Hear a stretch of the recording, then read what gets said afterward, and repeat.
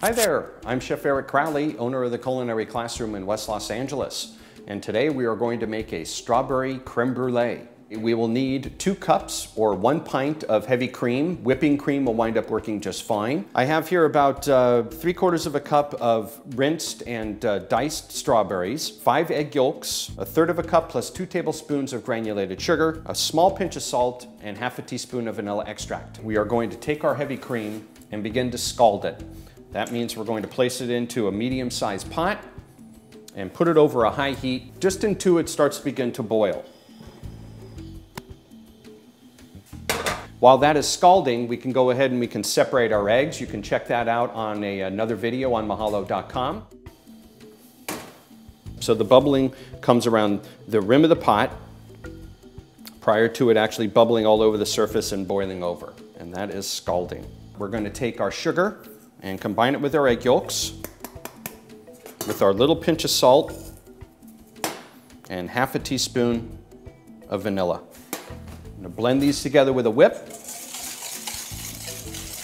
Get them really nicely combined. So we're going to do a classic technique that we call tempering. And that involves taking our hot liquid and incorporating it into some eggs by gradually pouring it in while we're constantly whipping and moving around our egg yolks. Going to take the hot cream and slowly pour it in. Notice I'm also pouring the cream and letting it drip over the wires of the whip. That's going to help cool off the cream. And that's also going to help bring up the temperature of the eggs.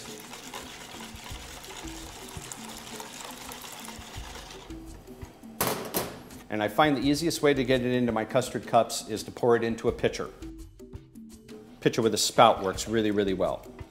I like to utilize custard cups like these that have a fairly wide surface area and they're fairly short, they're not very tall. That way the baking time will actually be reduced a little bit, and the nice big wide cup gives a really good presentation to the guest. For our strawberries, we're going to go ahead and take our freshly cut strawberries and sprinkle as many as you like in the bottom of the cups. As you can imagine, you could probably also do this with any other fruit that you happen to find. Seasonally, if raspberries or blueberries are in season, they'll wind up working very well also. And then we pour the custard over the top. And our goal is to get these guys covered so the guest winds up digging into the custard and finds their strawberries.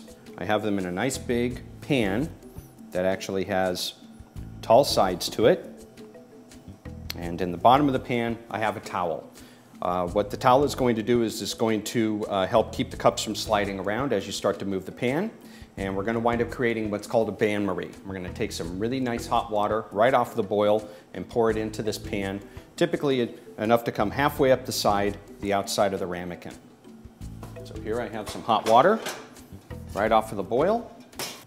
And some pastry chefs will even take the 1 custard cup out of the pan, but this we're doing just fine.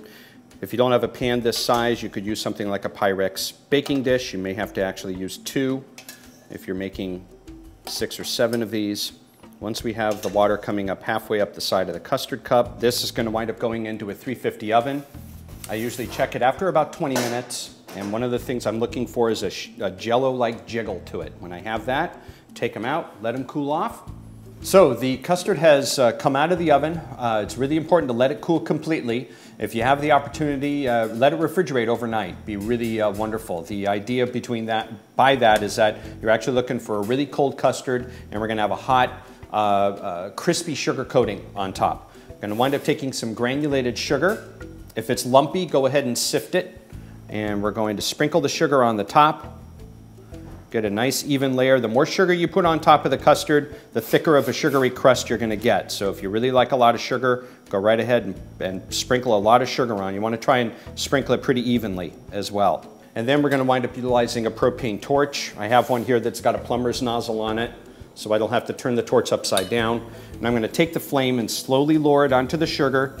And you can see how the sugar starts to melt. One of the things that's really important is that you move it around. You don't want to let it set in one spot. I like to focus on the sugar that hasn't been melted yet. It's going to send up some smoke, so you want to open up your window, turn on your exhaust fan, and definitely try not to breathe in the smoke.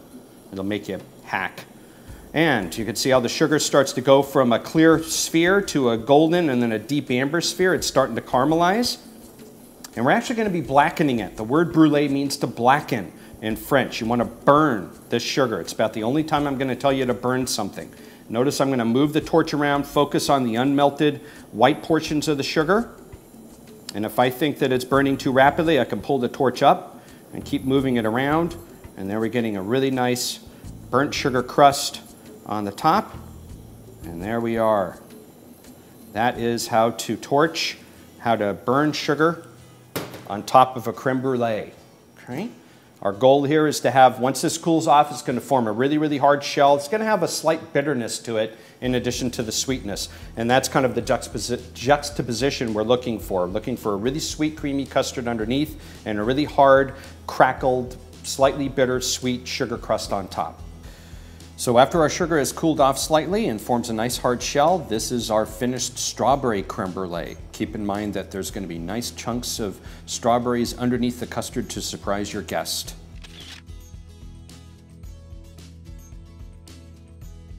Thanks for watching. Be sure to click on other links so you can get other recipes. If you don't see something that interests you, email a request to requests@mahalo.com. Also be sure to subscribe so you can get lots of wonderful additional information. Thanks, and I'll see you soon.